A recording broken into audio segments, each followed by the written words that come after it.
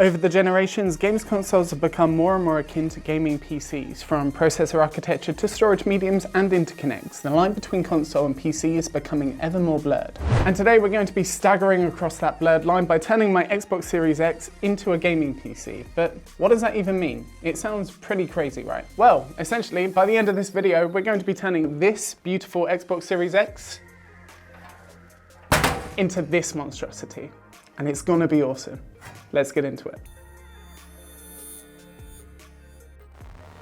So you're probably wondering, what's the point to any of this? Why would anybody do it? So let me explain. Other than my obvious answers on this channel, which is why not and for funsies, which apparently are the only two reasons I need to destroy a $500 gaming console anyway, but there might also be a performance benefit too.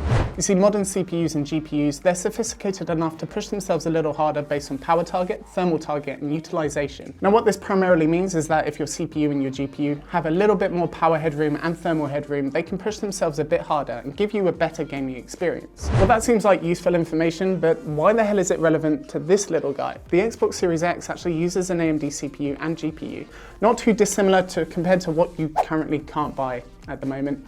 2021. Nevertheless, it's fair to speculate that the Xbox Series X could perform better if we put it in a larger case and give it more airflow. And I mean, I wasn't going to get an NZXT H1 for this. I was going to get a monster of a case, and I absolutely love this. I'm going to have the most ridiculous Xbox Series X, and I am proud of that fact. So before I show you the experience of putting these internals into this case, which is going to be ridiculous, let's test how this currently performs and what our baseline is. Okay, so here we have the Xbox Series X all set up, but we are in the lockdown ecosystem of Xbox, and testing frame rate becomes a little bit more challenging, especially compared to PC. But there are still two ways that you can do it. Way number one is you can use an FPS counter on a compatible monitor, which we are going to be doing today. And the second way that we can do it is by using a capture card to actually record the frames coming through. And I have three areas of Cyberpunk 2077 that I know it can't sustain a 60 FPS, and we are going to be using the latest update as of today. Okay, so those are the initial benchmarks that we need to compare against for the original Xbox Series X. So I guess there's nothing left to do but to defile a warranty. Let's do that.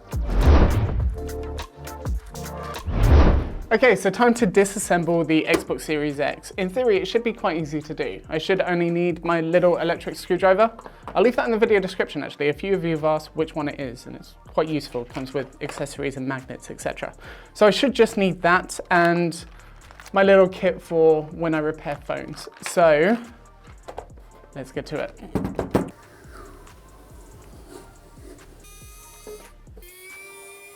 See if this pries open. Just separating one plastic panel from another.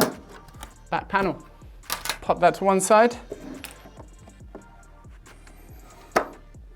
There we go. Bottom piece. We are 5 screws deep at the moment. That's actually not bad at all. Oh, cool. That's a good looking fan, actually. This thing was super quiet. It's probably not going to be in a bit, but it was while it lasted. All right, Blu-ray drive, and then out you come. So that, which way do you even put it? There we go. So that is an Xbox Series X. Why are you riveted? Nah.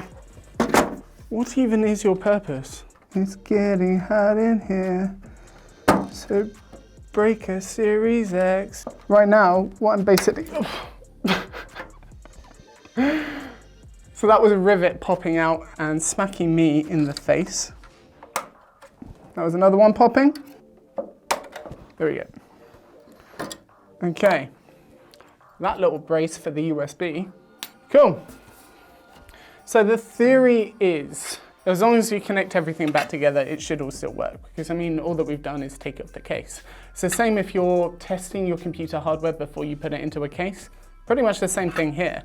So what I would like to do first is do a test outside of the case to make sure I haven't broken anything.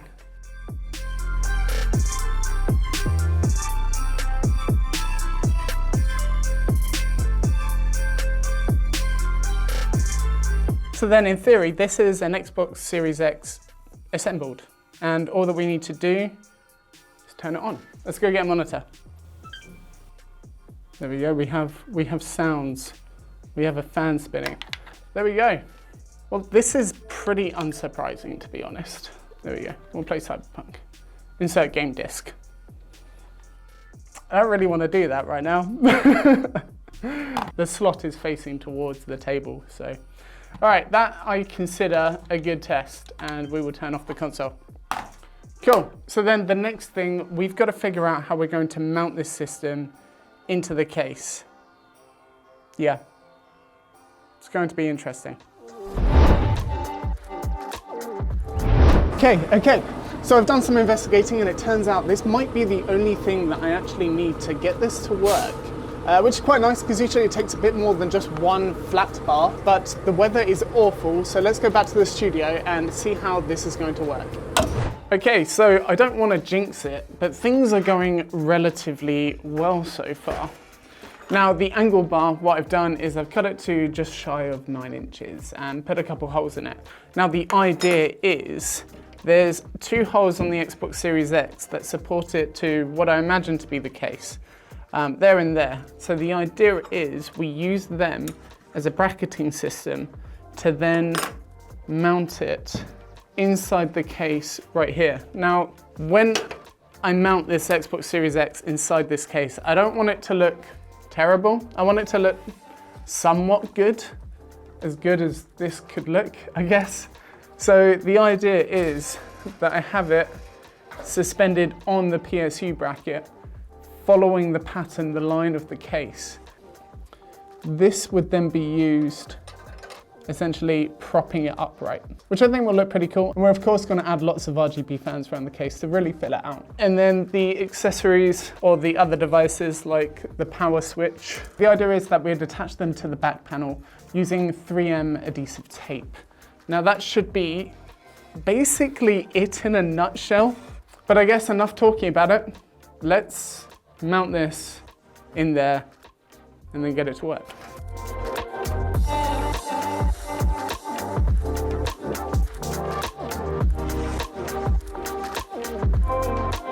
It's kind of ridiculous, but it's kind of the point, isn't it?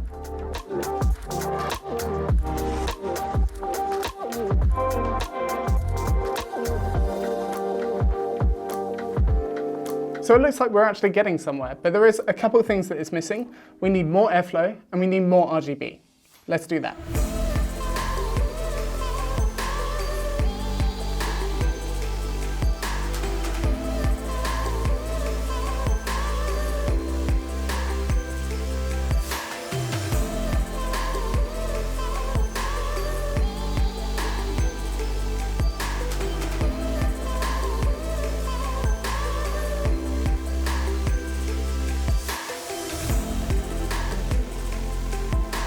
So this is my Xbox Series X, and I had to go with the red ARGB because it matches the case quite nicely, but it looks truly ridiculous.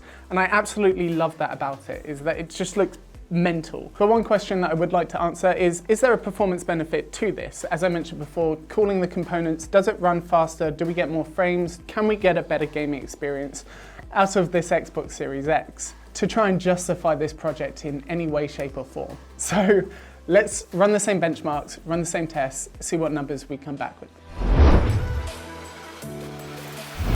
And the answer is no, absolutely not. They trade blows in margin of error territories in the same 3 scenarios that we ran before, which means one of 2 things. Number 1 is that the CPU and the GPU in the Xbox Series X doesn't boost dynamically based on temperature, similarly to how its PC counterparts would. Or reason number 2 is that even with 5 intake fans and 1 to 2 exhausts, depending on how you look at it, it doesn't reduce the temperature enough to dynamically boost the clocks on the CPU and the GPU, which I think is a lot less likely.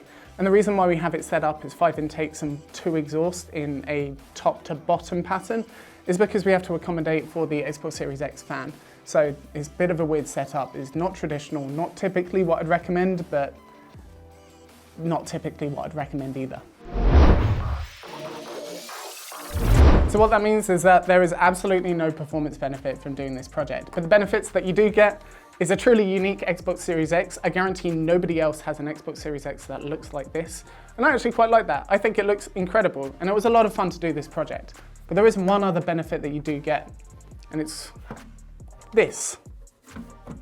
Comment below why you think having this shell is important. There will be a follow-up video, so comment below what you think that might be. But otherwise, there's only one last thing to do. Hey babe, can I put this in the living room? Absolutely not. Aww. So get subscribed with notifications to make sure that you don't miss the follow-up video and future TechLens releases. Otherwise, everything used in today's video will of course be linked in the video description. The electric screwdriver, Xbox Series X, case, fans, everything. Otherwise guys, a like is always appreciated. I'll see you in the next one.